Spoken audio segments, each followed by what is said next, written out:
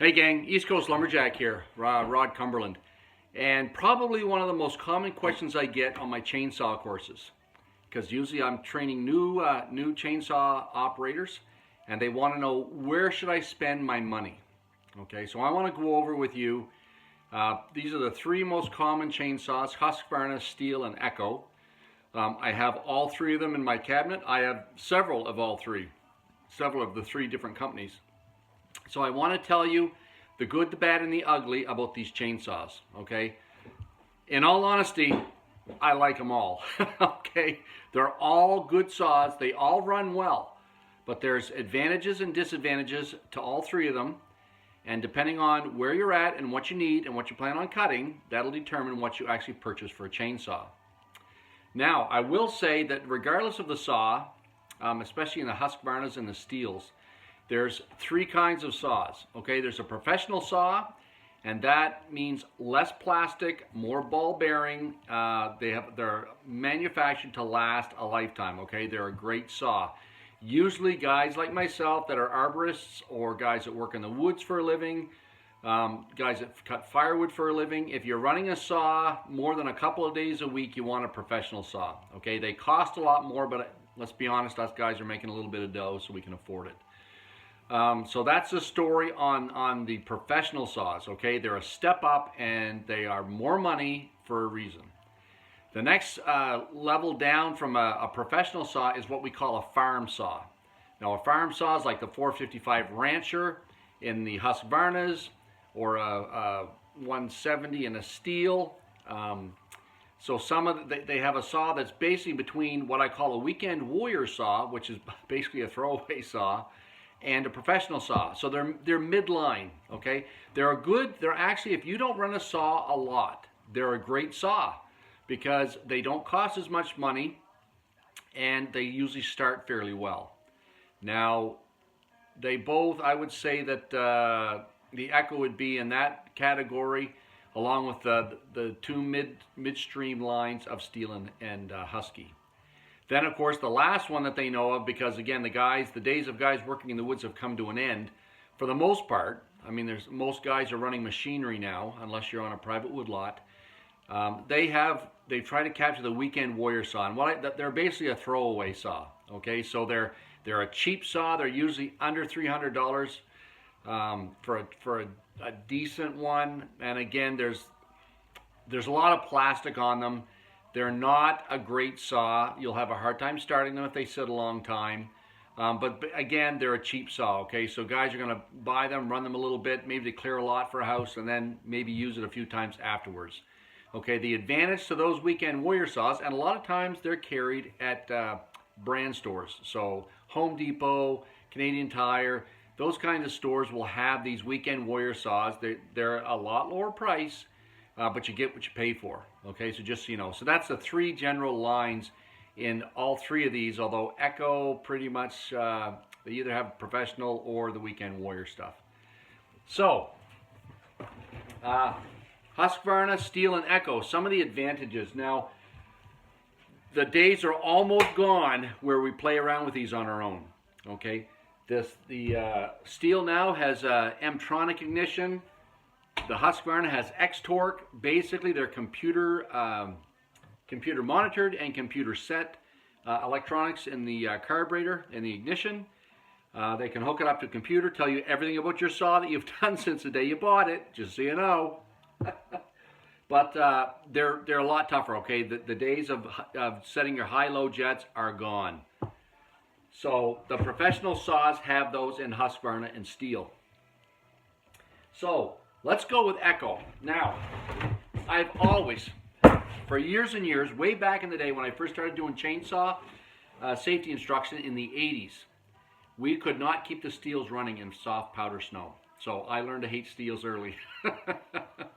That's changed entirely, and it's probably my favorite saw right now. But back in the day, they were tough to keep going. Husqvarnas were made for our climate here in Canada. You could get those things fired up and going no problem at all. So, the Echo, even though it's been around a long time, has only come on strong the last little bit. Now, they're made in Taiwan. They're like the, what I would say is the Honda and the Toyota of the car world. Echo is that in the chainsaw world. So I have run a lot of Echoes because I coached Lumberjack Sports at the Maritime College of Forest Technology for 7 years. We got free saws every fall, free chainsaws. So we had 490s and we had 600s. So basically a 50cc saw and a 60cc saw. And because they were free, we abused them. We abused them terribly. They were thrown around, left in the corner, because again, the next fall we're going to get 2 more. So I will say, with all that abuse, I have not been able to kill an Echo chainsaw.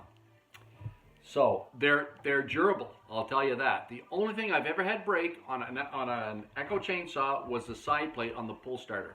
And it was a very cold morning. It was back when they first started making this vented side plate, a lot more than what they used to. And of course, one of ours broke. They sent us a new piece, put it on. Wasn't any cost to it at all.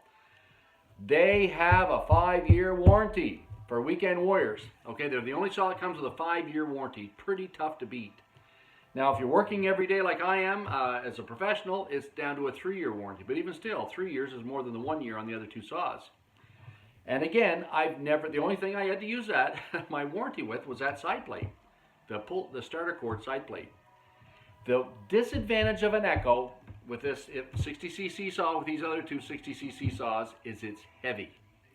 So if you're an older man like me, you're getting up there, getting long in the tooth, you may shy away from the Echo, even though it's a lot more economical, okay? These saws here are a lot more economical, okay? But they are heavier. So they have a good warranty. They also start really easy. This Husqvarna, 15 pulls at least.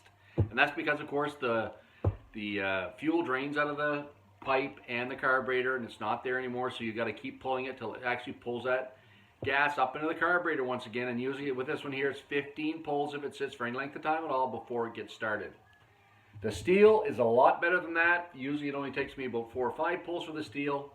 The Echo, unreal, usually 2 or 3 pulls every single time, and it'll start. Now we're inside, and we'll put my money where my mouth is on this. So I haven't run any of these saws for at least 2 weeks. I'm going to turn that on and choke it. This is the Echo. I'm going to push the decompression button. Better take the sleeve off it. 4 and it kicked. Okay, 4 pulls and it's kicked.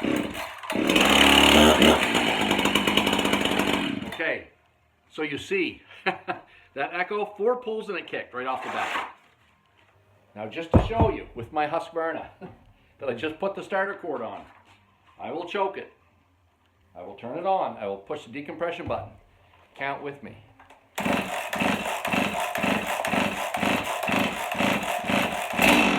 10 until it kicked. Well, that's a Husqvarna. And they're both reliable. Both of these do the same thing every time, which is why I said that. Now, I haven't started this 261 in a while. I have no idea, so I've got to put it the whole way to the bottom. Decompression button on. 5. Okay, so 5 until it kicks. So in order of how fast they start, how reliable they start, Echo's number 1, and it always is, okay? I've got a lot of these saws. I don't know how many saws out there in the cabinet, okay? Echo do the same thing every time. Steel, a little bit, right there. I mean, 5 pulls. This one was 4 till it kicked, 5 till it kicked. Old Faithfuls, usually, actually that's not bad, 10. Usually it's 15. So that's a little bit difference on the starting. Now as far as pulling them over, all 3 have decompression buttons. So the 261 and the Husky and the Steel, Husky Steel and the Echo all have decompression buttons. That makes it a lot easier to pull it over. The Echo also has summer-winter, a flop between summer and winter, so you can heat your carburetor in the wintertime. Very good. Husky does not. Okay, some of the new ones do, but a lot of Huskies don't have that, and sometimes that's why they're hard to keep going when it gets cold in the winter, because the carburetors freeze up. Steel have come to the forefront on that. Remember I said back when I started, These had that issue, no longer. Steel all have the little slide piece in there so your heat from the piston can get back in on the carburetor. Okay, so the Echo is a little bit heavier, and I would say long term, this one here will not last as long as these ones, but these are professional saws. Price wise, the Echo is half price of these two here, the professional Steel and Husky. Okay, so the advantage, cheaper, starts really good. 5-year or 3-year warranty depending on how much you're using it. And pretty tough to break. Like it's right there with the other ones, I would say. The disadvantage, it's heavy. Okay, so pound for pound, it's a heavier saw for the horsepower than the Echoes, than the Steels and the Huskies. But still, good saw. So that's the Echo. Steels and Huskies. Right now, it's pretty tough. So the comparable power per weight ratio, the best saws, power per weight ratio right now on the market is a 261 Steel and a 550 Husqvarna. Okay, they're both professional saws. They're both going to set you back about $1,000, taxes in. The difference between the two of them, for whatever reason, Husky went back to an external clutch. So the disadvantage on the Huskies now is where it used to be an inboard clutch, now it's an outboard clutch. So in order to change your sprocket on the Husqvarna, it's a pain in the butt, in all honesty. Steel still have the inboard clutch. It makes it a lot nicer. I'd show you what that looks like, but you're going to take my word for it right now. The one thing I will say, a disadvantage of the Steels, they have these new caps, okay, with this little black piece that flops up and you spin it. I have trouble. I have lost my fair share of oil these saws running down my leg and down my tree because the oil, when I put it in and turn it, you think it's hooked. It doesn't. It pops out. Next thing you know, your oil's on the ground. So if anybody from Steel's listening, that's one thing I would change, guys. It's a real pain in the butt. I mean, that, especially the oil one. The gas, I've never had it pop off. The oil one, a lot, unfortunately. Outside of that, I can't think of anything else. The Steels now are, the on-off is run all the time. Same with the Huskies. The new Huskies are run all the time. My young fella has the new 550, won it last year at the East Coast Lumberjack show.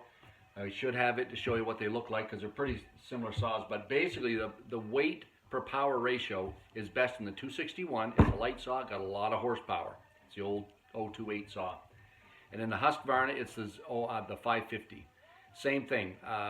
Weight per power ratio is the best in the 550. Now they both have these are 50cc saws, this and the 550. The next step up is the 362 in the Steel, and then of course the larger one in the Husqvarna. It's the 60cc saw. I'm trying to think what it is. They're similar. One's a 352, the other one's a 5 whatever. But anyways, they're basically the same saw. They're a 60cc saw. They've got more power with the extra 10 cc's, but they're a heavier saw. So these ones here still are the best weight ratio.